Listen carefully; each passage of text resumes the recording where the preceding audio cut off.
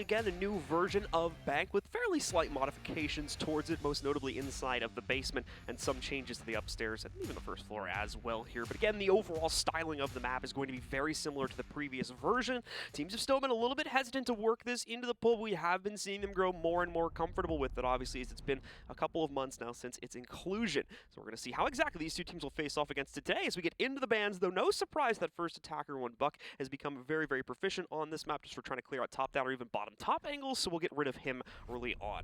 And also a prioritization for Super yesterday as well. We saw a lot of the secondary hard breach coming out on Buck, and it's made him a lot more useful and just easier to work in. And we all know how strong that skeleton key is. It's really just a secondary utility that determines how easy it is to work into that offensive lineup. Habana also going to follow through, but we expect that. Bank being a map that you play around a lot of hatches, so want to get her out of the way. But that's going to leave Thatcher up. Kaid will be removed here. So make it to where you can actually operate around things without Thatcher, be able to get these hatches open. Finally, we're going to have Malusi removed. Not one that we just see too often anymore, but still one that you want to get off the board, especially, when it comes to these congested maps. Just a favorable thing for some teams that they do want to end up removing it. But that's going to be it for the ban phase. We got out of the annoying parts of the game. Now, into the prep phase here, and the pick phase, most importantly, to see what this first round's going to build up to. We were gassing up Soniqs for the most part during the pregame there. We're going to talk about DarkZero a little bit here too, who also had a great performance yesterday. Most notably, once again, Panva stepping up to the plate there, having a great performance in at least the first two maps of that series as well. Falling off a little bit towards the end of it, so we'll have to wait and see, as he's been a big proponent here for the boosting of DarkZero, as they've been trying to once again find their footing here in the league for quite some time. And already, of course, earning the second place finish by making it here, but they want first place. They want to fight for that title as well. They've been looking for one arguably just as long as the Soniqs have, so we'll see who comes out on top of that. We are going to start with a Teller's defense, though, which is interesting to see for DarkZero. Not usually the first site teams are playing into, but that is also not an established meta at this point as far as Bank is concerned, so teams pretty much have freedom of choice right now in terms of where to go. Yes, indeed. And I believe the last thing DarkZero won was the Summer Major last year. The internal ones while everyone was doing those around the globe for Rainbow Six Esports. So it's been a little while, and same for Canadian. It's been a while since he got a big dub under his belt, all the way back at SI 2020 is the last time we saw him with a major victory. So would love to get something going here today, but it all starts right now with DarkZero on this Teller's Archives defense. And it's going to be a pretty interesting one, especially with the way that they have to defend this top floor. The Soniqs will be leaning into a little bit of info with the Sam Cams coming along on Rex and Cans, and also with a 6 pick away from the Zofia. He's picked up IQ. That's really going to assist them with getting rid of a lot of this utility on this mid floor. But again, it comes into contact with these top floor players. They really want to get in this space and try and work this through so the IQ can assist. But either way, it's still going to help at least in the department of getting rid of those black eye cams. Kansas as well as Rex and a few other members of the Soniqs roster focusing heavily on the windows, and to watch success as well, as Grixer's going to be able to line up the opening kill against Panva. Not going to be the end of aggression as far as the defense is concerned, though. You can see Canadian here lurking around the connector going out towards Banana here. He'll continue to hold that position for the time being, as he needs some way to put pressure against these window repels later on in the round when they try to work in. He's going to try to hop out, but Rexon reads into that one, quickly works his way up the repel, catches Canadian and knocks him out. So it's 2-0 so far in frags here in the opening round for the Soniqs. A patience game here for the Soniqs, playing high onto the building, making it really difficult for anybody that hops out with very minimal intel, giving them a difficult gunfight.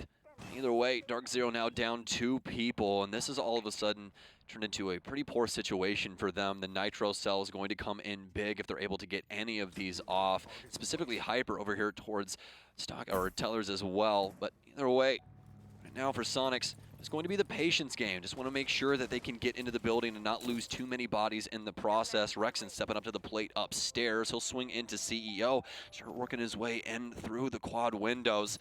This conference room currently occupied by Hyper, but he's quick to move, has the elevator hatch open, so he'll transition down to E2, but has so many bodies around him that he might not be aware of.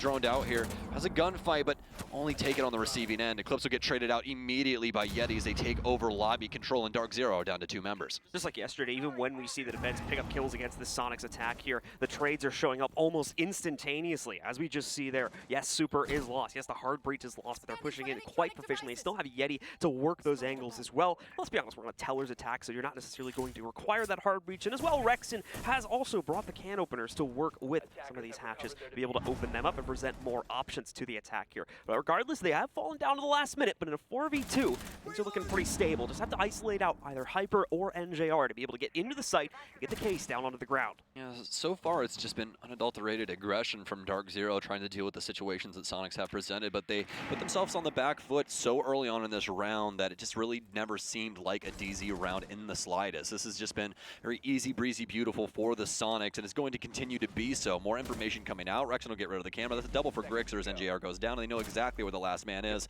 Hyper has very low HP, and this should solve itself momentarily. A couple of seconds left, but no Nitro Cell to deny from below, just given that it's Bank. We'll try and take some gunfights around the marble space area, but he got pushed down finally from Rexon, as Soniqs will only lose one inside of round one. So DarkZero gets shut down here inside of the first round. As Soniqs was saying, every bit of aggression they try to throw out against the Soniqs is either caught or instantaneously traded upon the one kill they did pick up over the course of that round. So a choice now needs to be made here. Do they try to double down on that and look for ways to work around these two-player setups that the Soniqs are using to get access and more importantly get the kills they need to put further into the map, or do they fall back on a more bunker-centric play? And more than likely we're going to see the second option as they're going towards the basement, but we'll obviously wait and see how that plan is going to unfold more specifically.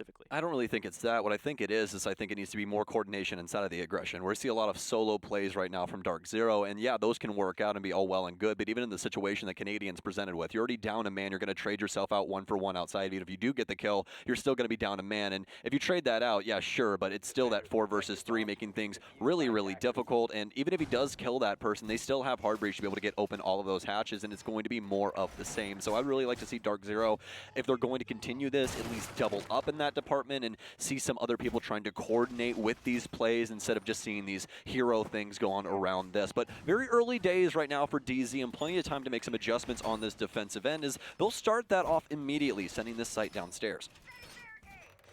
Brings it down here. Just the first few seconds of the prep phase. As once again, DarkZero is going to set themselves up. No surprises when it comes to the reinforcements that are being placed. Once again, this just allows for an extra little boost to the overall setup here. More importantly, the extended play that's going to come out from DZ once again into this upstairs play.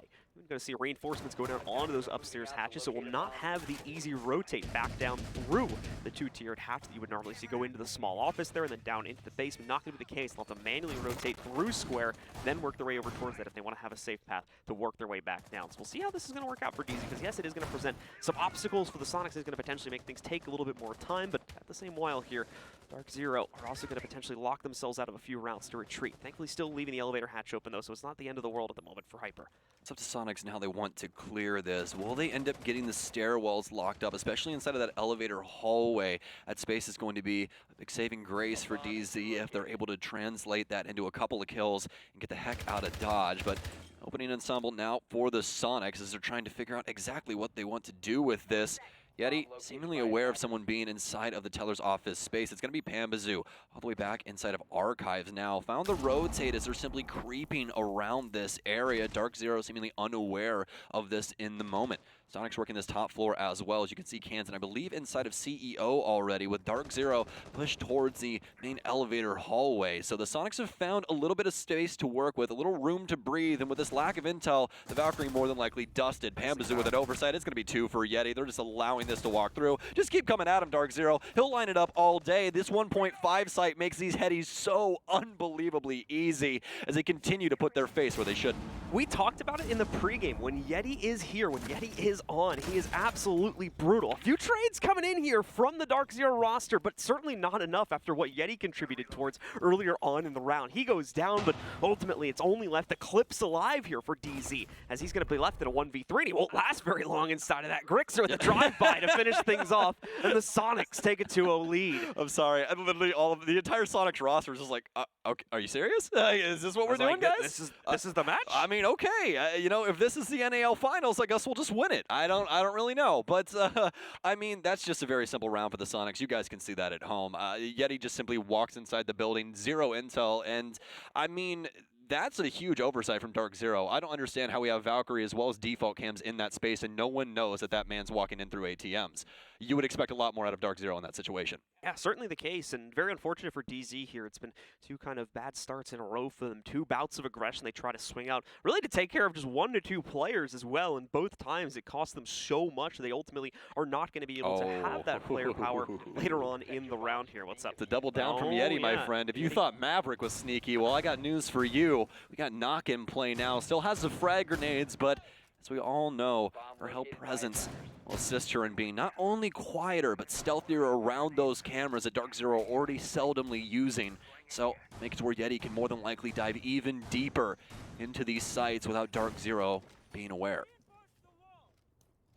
Soniqs once again gonna look to try and find a way to breach through this DarkZero setup. This has been the site that we've seen a lot of teams working towards somewhat initially at the start of their maps here, because it does present a lot of options for the defense to spread out and once again keep a lot of map control like very late into the round here. That even extends to some degree upstairs. You're going to see the deployment come in here from Canadian and Hyper to try and maintain stock control, with a bigger emphasis of course on holding the J room in the middle, right where Canadian is right now. Very, very interesting. We're going to have a single reinforcement panel on that as well. Canadian will slap his last mirror window upstairs inside of Janitor, so both of these being played towards the north side, expecting Soniqs to come in from not only CEO, but get that square control. Also saw that reinforcement going down over towards the teller's area, so we'll see exactly what they are, stock rather. But either way, with that panel down, going to be able to play inside the elevator hallway upstairs a little bit easier. It's just as you were saying, John, it's going to be the spread defense, but as we'd expect with open area, that's what you're going to receive. Those hatches making it so easy to play through the entire building, and having an opportunity to get those rotates. And Yeti, he'll sneak right in. This should be pretty free. He's on cameras. He sees the elbow. That's going to be the free B as he'll walk inside of Archives. DarkZero simply cannot do a single thing right in the moment. He said it was a double down, and indeed it is here from Yeti. Same like, play. are they going to let me through again? And they certainly do. The gates are left wide open. Yeti even kicks the door in on the way in. Doesn't even matter, though. Picks up the kill, and there's an immediate, once again, frag going by the way of the Soniqs to start this off. It doesn't even end there. Kansan is going to find his own bout of success as now Canadian falls to him, and it's down once again to a 5v3. Panva will be the first to pick up an exchange, but even he, too, like I said before, instantly traded, this time by Grixer, as the Soniqs maintain that same player advantage, now bring it down to a 4v2. Hyper, possibly the saving grace up here. A drone will go out, drops down into open area. Luckily enough, nobody will be watching printer window, so we'll stay alive for just a while longer here, but that shot of the drone, they know that more than likely this top floor is clear. They'll double check with the drone inside of sight. Now they know where all of them are. And by the way, the Soniqs have had such insane info throughout the entirety of this round. I don't know if you guys have been keeping track of the yellow pings throughout most of this, but time and time again, SQ has a read on DarkZero's situation, whether it be the positioning upstairs or what have you. They've always got somebody on cams making sure that these kills go off without a hitch. You're only as good as your information in Siege, and Soniqs are knocking it out of the park. Once again exercising total control over the large majority of these rounds so far here. Never a moment where DZ really feels like they have the power on the defense.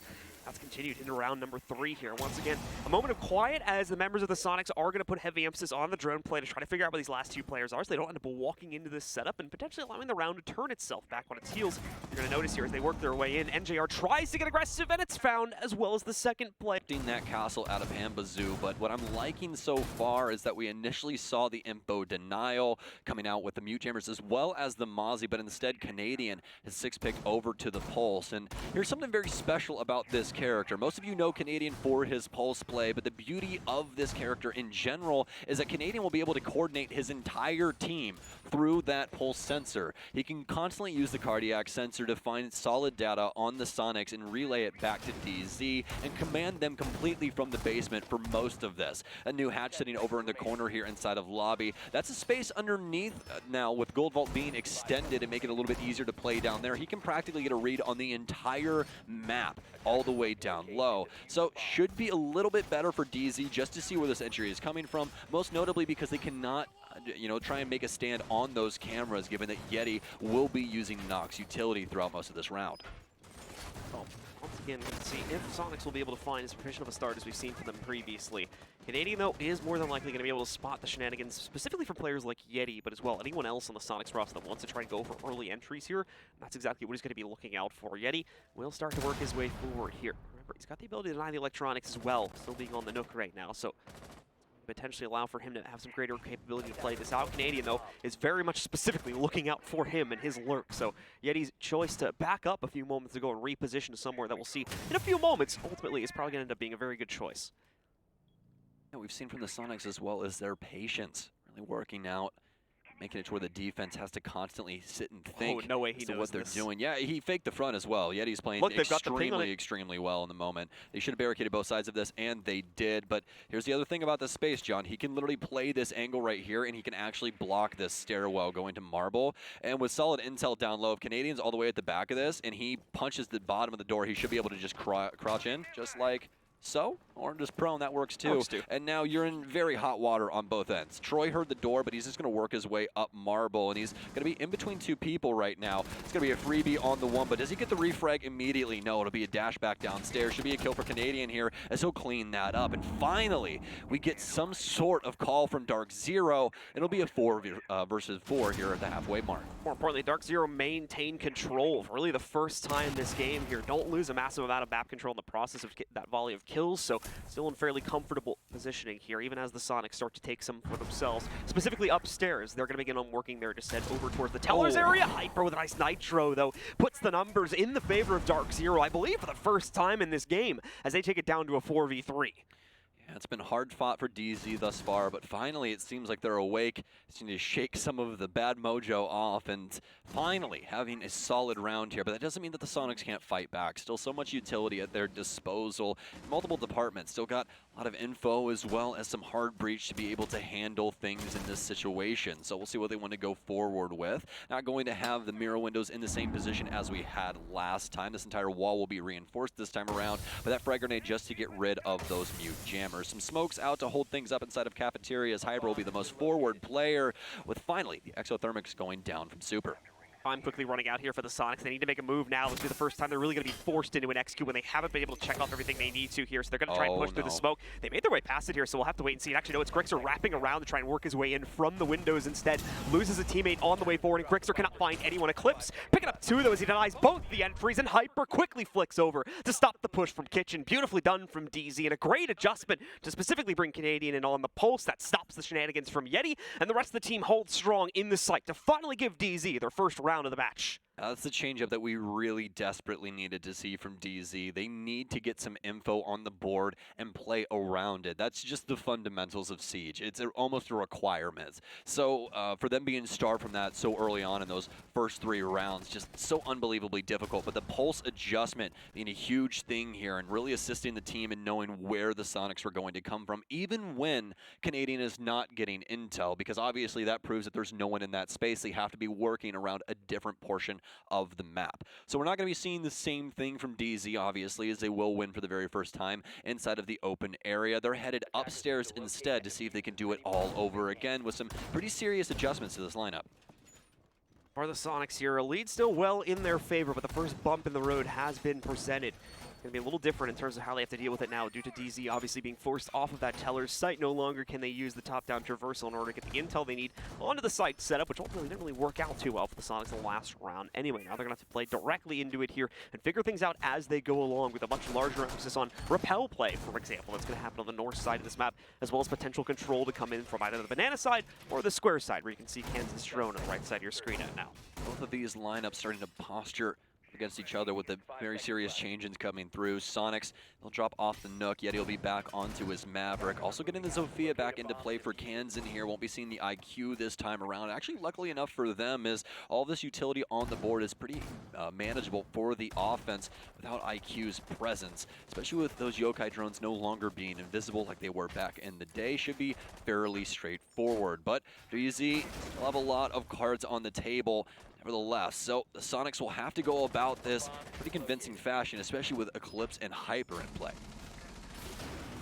Well, with The round very well and active now. 30 seconds already transpiring here from the overall clock. Soniqs have taken up the positions on Repel, but it's going to be some time before they feel the confidence to start moving into areas like Square. But of course, they will open it up and present those options to themselves. And nicely done. The Twitch drone sneaks right in, takes care of the J setup. That was Rex and Sam. Oh, that's right. Yeah, that's going to be the Sam cams that do that. I forgot they have that capability as well. So beautifully done either way by Rex in there, as he uses the Argus to sneak in with one of these cameras here and quickly take out the mirror windows.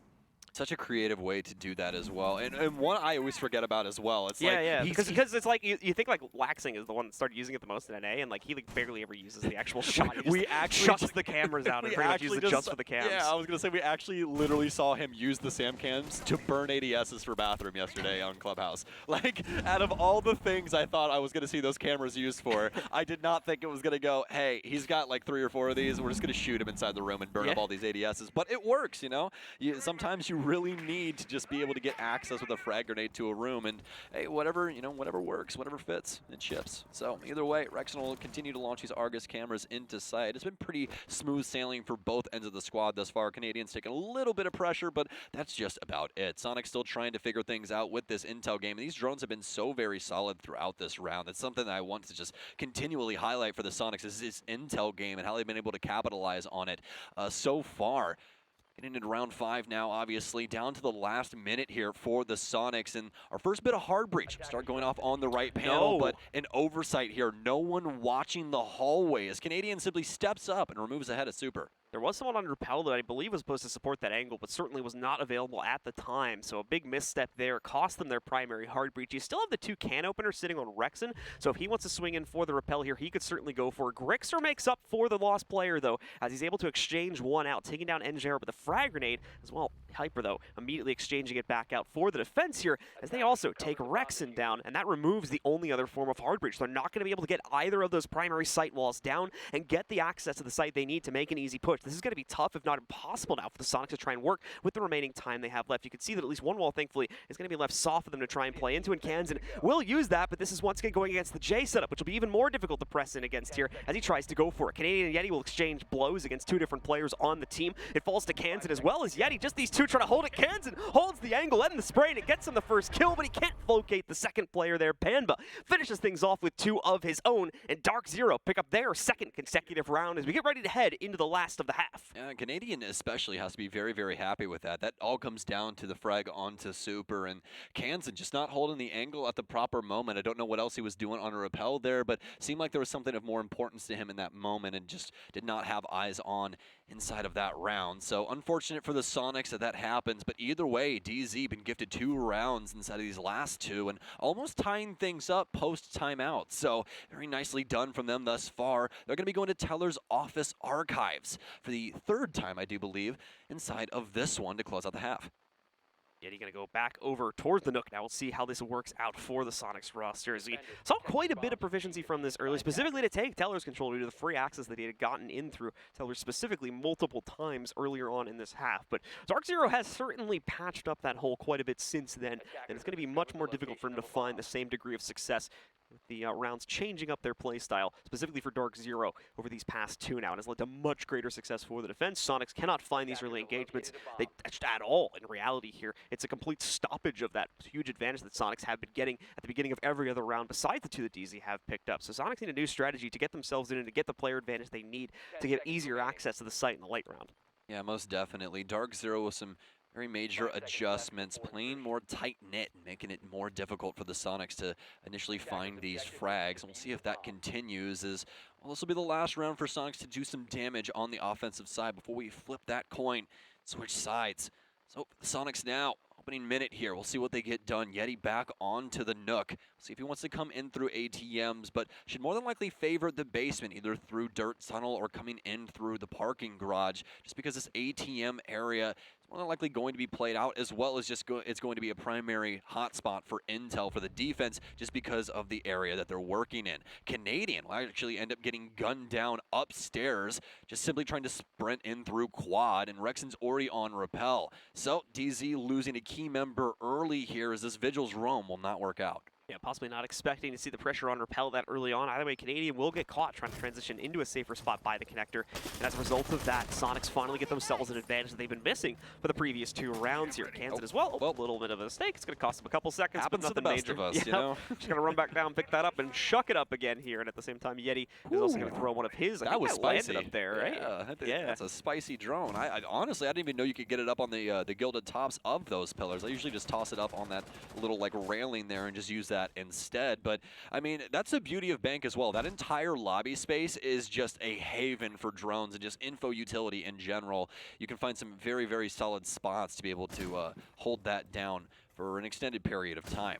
Speaking of which, the Soniqs will be holding on to it for the time being. Rexon, he's processed this entire top floor. Nobody home as the rest of the Soniqs will work into this space. We saw Super and the others down low as well, so they'll begin breaking up this top floor. No real space for DZ to work out towards lobby. A Nitro Cell's going to go wide, but NGR will get 1 and 2, actually, as they'll take down Yeti inside of the lobby. That's Case down on the lobby desk. Eclipse will pop off as well, and all of a sudden, we're into a 4 versus 2. Good stuff again. The active play comes out from DarkZero here as we get close to the final minute, and that's going to really catch the Soniqs by surprise here. Yeti, Super, and Grix are all falling to that, and suddenly a massive disadvantage turned against the Soniqs roster when initially they had the opening pick for themselves here. Now needing to fight from the back foot.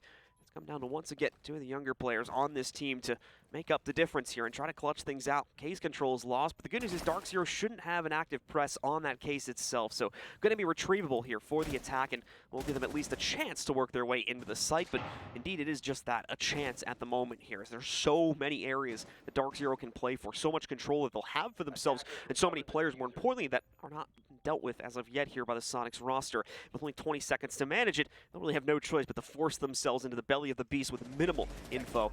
We've got some yellow pings coming out here now to support the DZ play as Soniqs try to look for a way forward, but are nearly going to get caught on the way in. Kansan makes the cross, but can't get any further than that, and Hyper also finds the second kill just a moment later there. Both players go down, and DarkZero get the 3-peat for themselves here at the end of the half to make it an even scoreline at the end of it.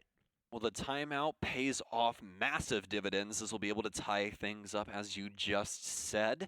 Soniqs, DarkZero will be switching sides after DarkZero able to clamber back from what seemed like the depths to initially begin, but obviously ended up turning the other foot.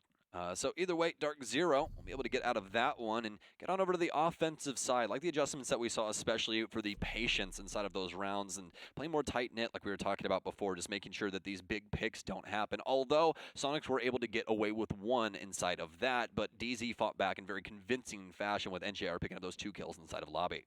But now the sides will flip, and the Soniqs have their own opportunity to excel on the defensive end. We'll see if they're going to find that immediately, or if they too will struggle, similarly to the way that DarkZero did on the offset with their first half of the initial half.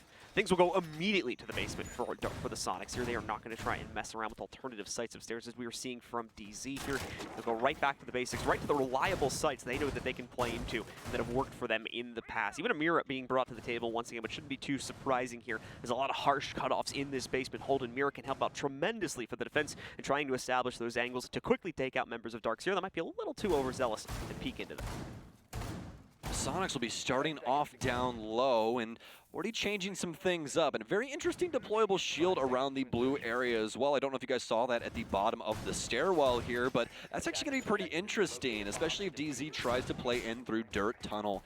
Soniqs will more than likely have multiple positions will be able to abuse that from, and overall this strategy making it difficult for DZ to take control of server and that blue stairwell in general. It's going to require a lot of utility, just a lot of effort in order to get that done. Although DarkZero bringing a pretty interesting operator that could assist them in a lot of that, it's going to be the Montang, and nothing really standing in his way trap-wise.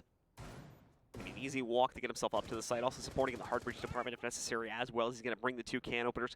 2 actual dedicated hard breachers, though, between both Panda and Eclipse, so might not necessarily be needed. However, could help out with things like the hatches if they really need to try and speed things up, and he's a bit closer to the area. Regardless, though, the Soniqs are playing into a bunker setup here. Pretty much everybody downstairs. Super obviously has his little extension out towards blue, but aside from that, everybody is nice and safely tucked away in the basement itself, meaning that once again, DarkZero will have all the time in the world to not only open up all this hatch, hatch work, but drone it out as much as they need to as well. And you can see again how this setup gets a little bit more complicated down inside of server. That mirror window allowing for quite a bit of extended play to come out from Rexon and allowing him to really just swing into server if he wants to, with the additional support coming in from Super if he can rotate down to that deployable shield at the bottom of the stairs. Interesting. Got the hatch open here. We'll also get the elevator hatch open as well. So a lot of options in DarkZero's disposal. We'll see which one they necessarily want to go with. As you can see, they've broken up a lot of these walls, making the transitions around this mid-floor a heck of a lot easier for themselves. Super going to start the transition to the bottom of the stairwell. Take out the camera that Hyper had on him, and Super's actually going to stick to this space. Now, he's going to have to play his life out here. If he tries to leave out that bottom stairwell, he's most definitely going to die to that hatch. But the beauty is he's got that M590 as well as the goggles, able to get through any utility thrown at him. Minus frag grenades. Obviously, the glasses really aren't going to help you with fragmentation, but it'll help you with everything else. Super playing this out in spades right now. So get to this top of the stairwell. And EMP will take out some of those ADSs, but nobody here to toss anything down low. Monty going to lock things up at the basement end, and oh, Super not ready for two people to be there. Hyper will gut him, and that's going to be the first frag going to DZ. Like he was ready to take on the second challenger, but once again, the shot just not connecting as quickly as he needed it to. So Super falls down outright here. Yet he's still able to support again with the yokai drones, though, and that's what he tried to do in those final seconds. And while it did stun out the two players, it did not help by trying to pick up the kills as well. As Toxic Babe coming in too late. Canadian's just going to press the envelope here now since he's been able to get past it as well, taking out the mirror window and the support that will come with that, providing all the intel to chase this mirror down, and he's going to get the kill outright against it. Rexon trades for two, though, as he goes back into Gold Vault and has the cutoff against the Red Hall here. So he'll save a little bit of this round for the Sonics, but still a lot of work to be done. Hold on. The Toxic Babe now dropping Eclipse and interrupting the Planet. Canadian has finally been taken out as well. Kansan gets the last kill, and somehow the Sonics rebound after a great assault comes in from Canadian on the Montaigne, and they pick up the first round of the defense instead. That's an amazing play there from DarkZero, but Eclipse just walks into smoke and starts planting and doesn't get off and dies to that. He had a half HP there, and he just sat in it and died. And then obviously the rest of DarkZero just crumble after that because there's really no objective to be playing for. They have to try and turn around, get the case, and it's all for naught. I love the opening play here from DZ, but once again, Soniqs showing why they are one of the best teams in the NAL. They fight back in such convincing fashion, whether it be through utility or through gunplay. They're able to get it done, and just an oversight here from DZ. Very unfortunate for them, especially with how well that was going initially. They're going to be 6-picking off of the Thermite and bring in the Flores instead. Really like this adjustment, especially in the common day of Rainbow Six. Those Rotero drones are just paramount to people's success on offense. You don't have to deal with any, well, my discs, no Jaeger ADSs. The only thing you got to worry about, Mozzie and Mute. That's it. Just do not get those drones captured or shot, and you can get rid of so much utility if it's done correctly. And this is something that we've been seeing Eclipse do time and time again. You know, if I just had to like ballpark the number, he's probably got like an 80% success rate with these drones. They do not die very often. He's getting a lot done with this kid. So things starting to look better for the Sonics here as they get started on their defensive end. That said, though, DarkZero nearly finding their own bout of success there, mainly due to Canadian's push with the Montaigne working out so well, providing that info dump and allowing for the additional Garage or main stairs players to push in without too much worry. But thankfully, again, Stokes was mentioning, the Sonics never giving up despite the odds that are stacked against them there. They rebounded, and with one mistake additionally made by a member of DarkZero there, it allowed for the Sonics to come back, prevent that plant from going down to the ground, and eventually wipe out the stragglers there in the basement. Sonics will, of course, have to move on to a different site here now as they go over towards the open area, where we're very quickly going to see Canadian and Eclipse open up that window for themselves here to try and get some easy access, and most importantly, as well, let more of those Rotero drones in to try and open up more soft destruction here to give them an easier path to the site. DarkZero will be continuing the battle for consistency here inside of round 8, trying to mimic what Soniqs have been able to do throughout this game thus far. Yes, able to fight back from the defensive side, but these offenses not coming so easily as those previous 3 rounds. Soniqs obviously up 4-3 at the moment and going to try and continue that lead with this open area defense. Their take on it, though, just a little bit different. No Mira here this time around. Have the Valkyrie as well as the Evil Eyes out. We've been seeing the Soniqs use this throughout a handful of maps, just really leaning into that intel game and trying to assist their team as much as possible. And that's actually partnered with some very strong utility across the board. We got good info denial as well as the castle barricades coming through just to cut off a couple of different angles that are pretty abusable for the offense, making a lot of different spaces a heck of a lot more playable. Very solid intel upstairs just to see what these players will be doing soon enough for DZ, as they're about halfway through the moment. Swings coming in from NJR. This is again where we started to see issues pop up for our attackers in the last half here, but be the case this time, as DarkZero still have an adequate amount of control for themselves to continue moving forward here. But as well, with a little under half the round remaining, still plenty of time for DarkZero to figure out how exactly they want to approach the site. They won't be stressed for quite a while here in terms of the overall time bank, as they're continuing to take their time with it, make sure they open up all possible avenues here, and as well exercise all possible frags they could potentially get against the more extended players of the Soniqs before they try to commit to the site here towards the end of the round. And it's going to work out for them as Panba eventually hunts out Yeti, taking him down and giving them that 5v4 advantage they've been looking for even further now, with additional top-down angles being opened up over CEO here. NJR is going to be able to find Grixer and eliminate him to bring this down to a 5v3.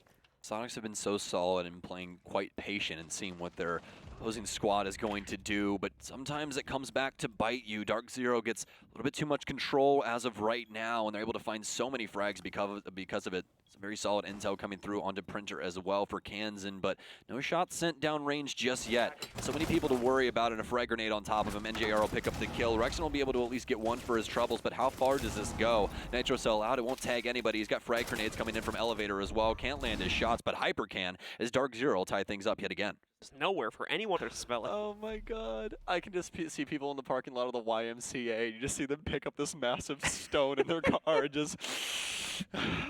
Anyway, hey man, you want to sniff of this? Enough about dodgy looking things on the stage. Like, let's get back sir, get away from me with that. As we're getting into this match once again, we've solved the technical issue, and we are headed into our 9th round here. Currently deadlocked at 4-4. Soon to be 5-4 for one of these teams, though. Will be the Soniqs, like I said, going to a little bit more of a close to the chest side as they move upstairs in a CEO, or will DarkZero continue to find their own bout of success here? A little bit of a slow build-up for them, but after they get that first kill or two, a lot of confidence brews into their execute as they rush into the site, and as we saw in that previous round, have no problems executing the remainder of Soniq's setup back and open. Back upstairs and have checkers available to play inside of this 4-4 score line. We'll see which team wants to play chess, though. It's both of them. A couple of different new things going on about them. Grix will be bringing the Echo to the top floor, just like we saw DZ do previously. And we'll see if they want to play this around the elevator space, most notably towards that stock area. As for DarkZero, they'll be bringing Eclipse on the major hard breach, as well as Pambazoo on Ace. Should be pretty consistent for him, especially given the AK-12 and how dangerous Pambazoo is as a player overall. But as for DZ, they'll be actually bringing the Thatcher into play, although we have been seeing some pretty solid bans for this one and how they've been working out. We haven't seen Thatcher all that much. We saw him in the initial round there for DZ, assisted pretty well, but that still fell apart. We'll have him here for round 9. We'll see how far DZ can get. Obviously, Thatcher has changed a bit since he became proficient inside of the ban pool there, even when he was more of like a half ban in terms of when he would be actually knocked out here. He would obviously have the benefit of actually destroying the utility pieces, which obviously he no longer does, just disables them for a temporary period of time. Thank you, now. Papa So, Ubisoft. Thank yeah, you so much. as you just saw there on the right side with the ADS there, as one of those EMPs goes off, it's only going to cause about a 10-second delay in terms of that utility, then it'll come back alive again. That 10 seconds will be very useful, however, for DZ to try and push themselves forward and get specifically access to stock here, as Rexon has had to swing around the corner and outside of it due to that EMP going off. Make things kind of awkward inside of this elevator space and give DarkZero some time to start holding things up and gathering map control, forcing Soniqs deeper and deeper towards that west side. It's in the moment. As for the Soniqs, though, checking out the amount of utility that they're bringing to the table and the different answers they could have for this situation. Don't really have anybody down low and no real space to try and adjust that, so Super more than likely going to stick inside of this space with that Nitro Cell. Not going to see anybody trying to work that mid-level, so just going to be some heads-up gunfights around these mirror windows. Yet it'll be all the way up in checkers. Won't be rocking the M590 this time around. Oh, no. He'll be rocking the MP5K instead with that 1.5, just to deal with some of these longer range engagements. As DarkZero rearing to go, they'll pop open the other wall here for Square and start working their way towards Janitor. Canadian inching his way towards the J-hole here, as well as checking out back over past the projector room. Beautifully done, or past CEO rather. Takes out Yeti, eliminates him, and prevents that wild player that's been causing issues from DarkZero to do the same here on the outset of the 9th round. I say the outset, but we're coming down to the final minute here now. So DarkZero does need to pick up the pace, but with that first kill once again going into their favor, that's the boost they needed in clean fashion as well to allow the rest of this execute to go off without many other reservations. JR with a big pick as well onto Kansan rather, but Announced to Soniqs. Don't really know where the rest of these players will be pushing in from, and it's going to be a very quick execute as you bring in the Nook for some sneaky gameplay. Soniqs, the good news on the horizon for them is that they can now rebound to the basement site. They've already been able to control this one back on the first round, but only just barely. That's mainly, again, due to a mistake made from DarkZero, specifically in terms of messing up their plant procedure and the following kills that came in from that, as well as the great cutoff, I believe, from Kansan inside of the Gold Bars vault that allowed for them to get some control back to eventually retake the site. They'll need to have much greater control over the overall situation this time, as if not, very easily see DarkZero walk their way through it. DarkZero, they're going to even bring a different layout this time. Last time, they had Canadian on the Montaigne, which allowed them unrestricted access to this site, and they just waltz right in specifically for him. Not going to have that this time, but they are going to have the added benefit of the Rotero drones to deal with a whole bunch of soft destruction, maybe deal with quite a bit of the utility inside of the site as well. Yeah, those Rotero drones, just like we were talking about earlier, so solid for getting rid of a lot of these defensive standpoints that are really far reaches of the site, specifically around that blue space area. And once again, this has been popped. Now, here's the thing. I saw this be popped the last time as well, so either there's some very critical blunders happening with shotguns inside of these defensive rounds, or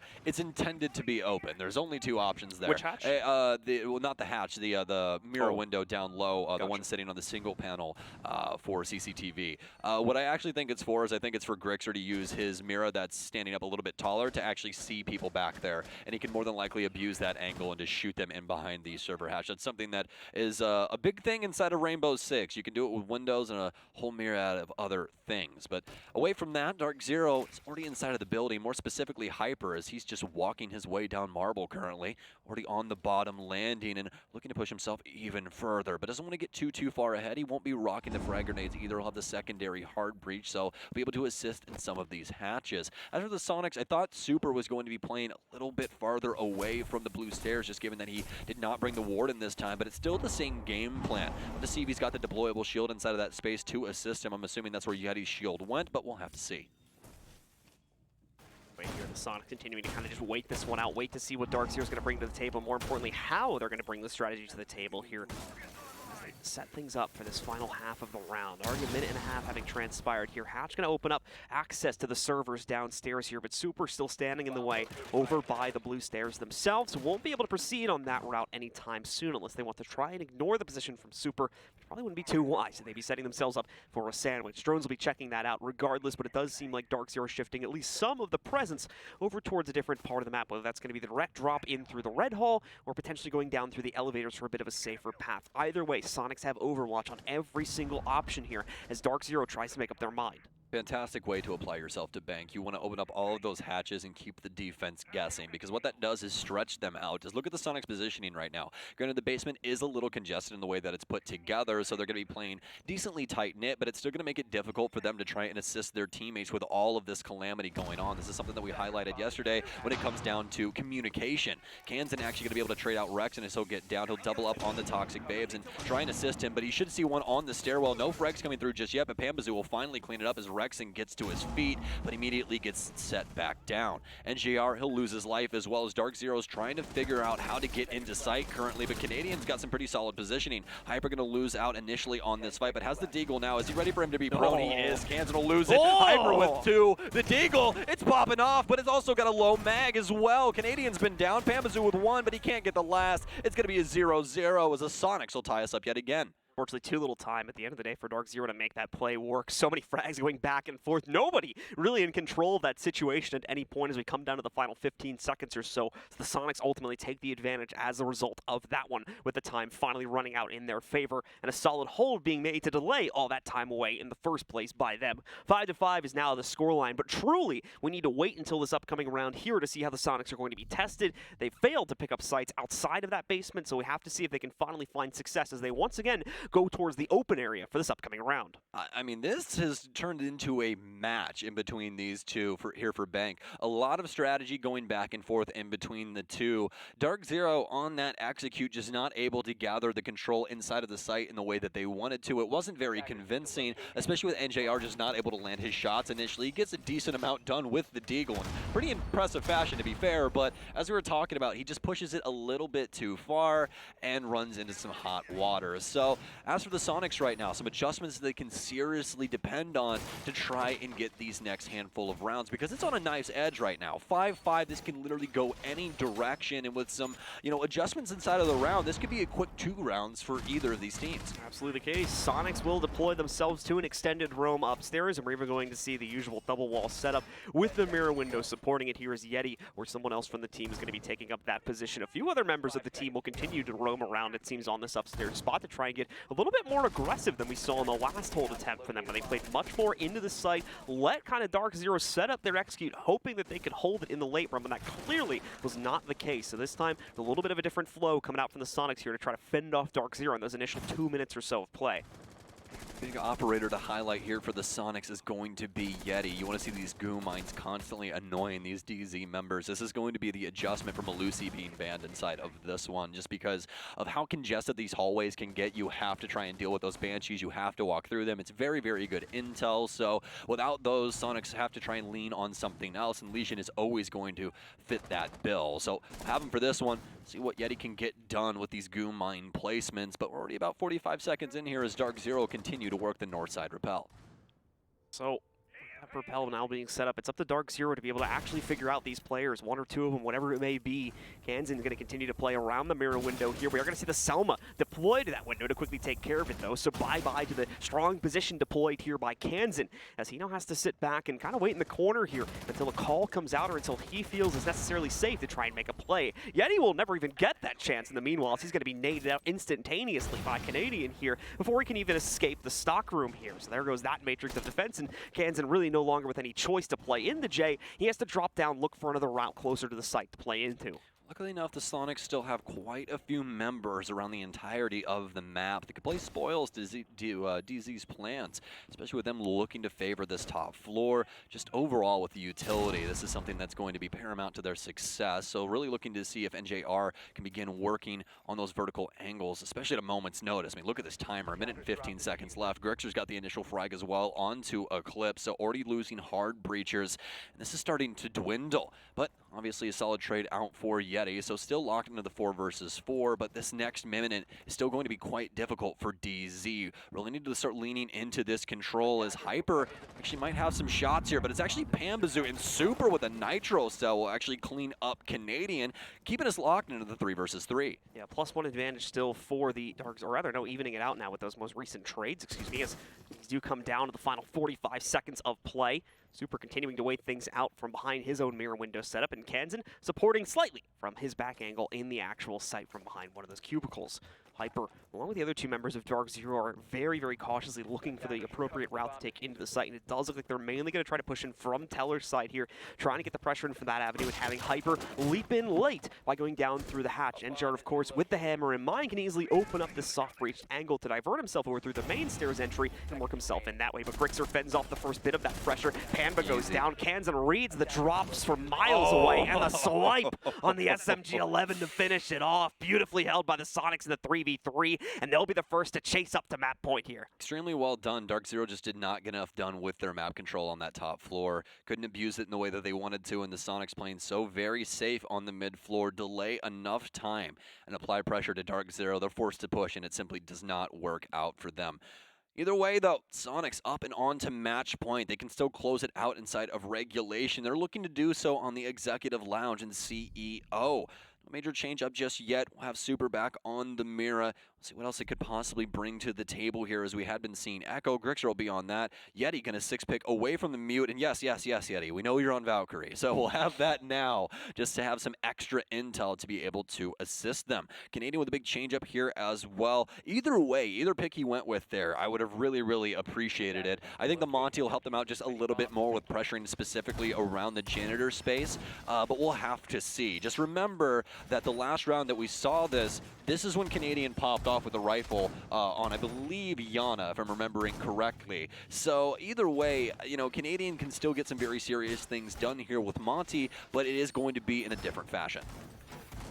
Soniqs deploying once again into the upstairs CEO hold for themselves to try and maintain control over this map and over this matchup overall. What would be a 1-0 lead for them here.